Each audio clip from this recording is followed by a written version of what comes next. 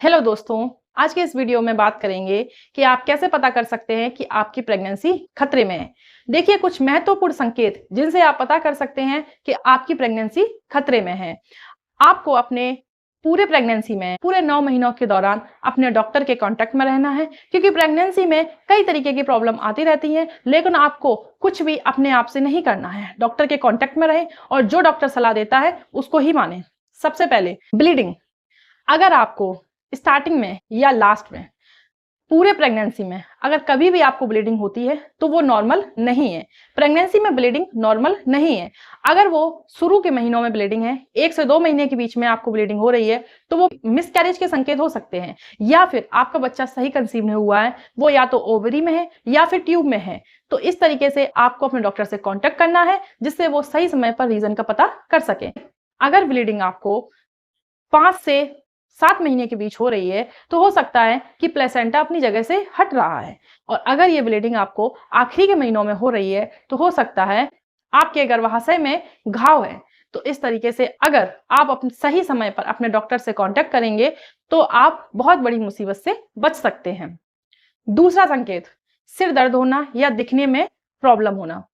देखिए प्रेगनेंसी में सिर दर्द होना नॉर्मल है, लेकिन बहुत ज्यादा सिर दर्द होना नॉर्मल नहीं है। शुरू के महीनों में अगर सिर दर्द है तो वो नॉर्मल है, हल्का हल्का है, नॉर्मल है, लेकिन बहुत ज्यादा है या दिखने में भी प्रॉब्लम है तो फिर वो नॉर्मल नहीं है। तो इस तरीके से अगर आपके सिर में बहुत ज्यादा दर्द है और आपको दिखने में भी प्रॉब्लम हो रही है, तो आपको अपने डॉक्टर से कॉन्टेक्ट करना चाहिए। अगर आप अपने डॉक्टर के पास सही समय पर नहीं पहुंच पा रहे हैं, तो आसपास कहीं अपना बीपी चेक कराइए। आपको अगर आपका बीपी हाई है तो फिर ये अच्छे संकेत नहीं है। तीसरा संकेत, उल्टी ज्यादा होना। देखिए प्रेगनेंसी में वॉमिटिंग नॉर्मल है, थोड़ी बहुत वॉमिटिंग सबको होती है, लेकिन बहुत ज्यादा वॉमिटिंग होना ये सही नहीं है। अगर आपको 10 से 12 बार वॉमिटिंग हो रही है, या फिर आप जो भी खाते हैं तुरंत से आपको उल्टी हो जाती है, सब कुछ निकल जाता है, तो ये सही नहीं है। क्योंकि आप कुछ भी खा रहे हैं तुरंत से निकल रहा है, तो आपको डिहाइड्रेशन हो सकता है। इसीलिए आप सही समय पर अपने डॉक्टर से कॉन्टेक्ट करें। वो सही समय पर कारणों का पता कर सकते हैं और आप कुछ टैबलेट वगैरह देंगे, जिससे कि आपको उल्टी की प्रॉब्लम से आराम मिल सकता है। चौथा संकेत, मूवमेंट। आपको अपने बच्चे के मूवमेंट पर पूरा ध्यान रखना है। जब से बच्चा मूवमेंट करना स्टार्ट करता है और लास्ट तक, जब तक डिलीवरी नहीं हो जाती है, तब तक आपको बच्चे के मूवमेंट पर विशेष ध्यान रखना है। क्योंकि पूरे प्रेगनेंसी में ये सबसे इंपॉर्टेंट टाइम होता है कि बच्चे के मूवमेंट काउंट करना। अगर बच्चे के मूवमेंट नॉर्मल है तब तो ठीक है, लेकिन अगर आपको ऐसा लगता है कि मूवमेंट्स में कमी आ रही है या बच्चा कम घूम रहा है, तो हो सकता है कि बच्चे को पेट के अंदर कोई प्रॉब्लम हो। तो सही समय पर आप अपने डॉक्टर से संपर्क करें। देखिए अगर बच्चे का मूवमेंट अचानक से कम हो गया है, तो ऐसा भी हो सकता है कि बच्चा तो मूवमेंट कर रहा है लेकिन हम उस पर ध्यान नहीं दे पा रहे हैं।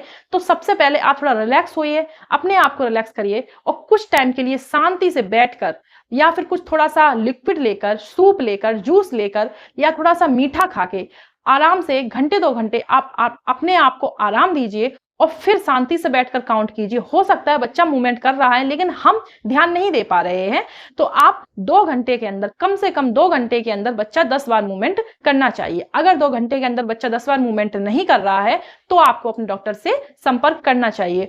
हो सकता है सही समय पर बच्चे पर ब्लड सप्लाई नहीं हो रही है, इस वजह से वो मूवमेंट नहीं कर पा रहा है। अगला संकेत, यूट्रस कॉन्ट्रैक्शन। देखिए प्रेगनेंसी में यूट्रस कॉन्ट्रैक्शन शुरू में बिल्कुल सही नहीं होता है, लेकिन अगर आखिरी महीनों में हो रहा है, यानी आपका 9 महीना कंप्लीट हो चुका है और फिर हो रहा है, तो फिर ठीक है।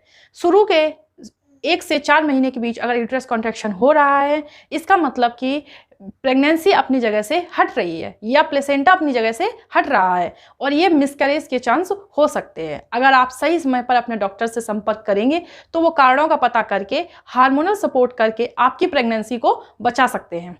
अगर यूट्रस कॉन्ट्रैक्शन आखिरी के महीनों में है, यानी 9वां महीना पूरा हो चुका है, या 8.5 महीने पूरे हो चुके हैं, उसके बाद हो रहा है, तब तो फिर ये डिलीवरी का साइन है। प्रेगनेंसी में ज़्यादा फीवर सही नहीं होता है। मोस्टली लेडीज़ ऐसा मानती हैं कि प्रेगनेंसी में अगर आपको फीवर है तो आप टैबलेट नहीं ले सकती हैं, क्योंकि उससे बच्चे पर असर पड़ेगा। कम फीवर ठीक है, लेकिन अगर आपका फीवर हाई रेट फीवर है, तो आपको अपने डॉक्टर से संपर्क करना चाहिए, क्योंकि अगर आपको ज़्यादा फीवर है तो इसका असर आपके बच्चे की ग्रोथ पर जा सकता है। लीकिंग या पानी छूट जाना, लीकिंग हो जाती है फिर आपको तुरंत से डॉक्टर के पास पहुंचना चाहिए, क्योंकि अगर आपको लीकिंग हो गई है फिर डिलीवरी ही करनी पड़ेगी। अगर आपको चौथे पांचवें महीने या छठे महीने में किसी टाइम भी लीकिंग हो जाती है तो फिर आपकी डिलीवरी करनी पड़ेगी। पेट में दर्द, देखिए पूरे प्रेगनेंसी में जो आपका सबसे खतरनाक संकेत होता है वो होता है पेट में दर्द। पेट के दर्द को हम इग्नोर नहीं कर सकते हैं।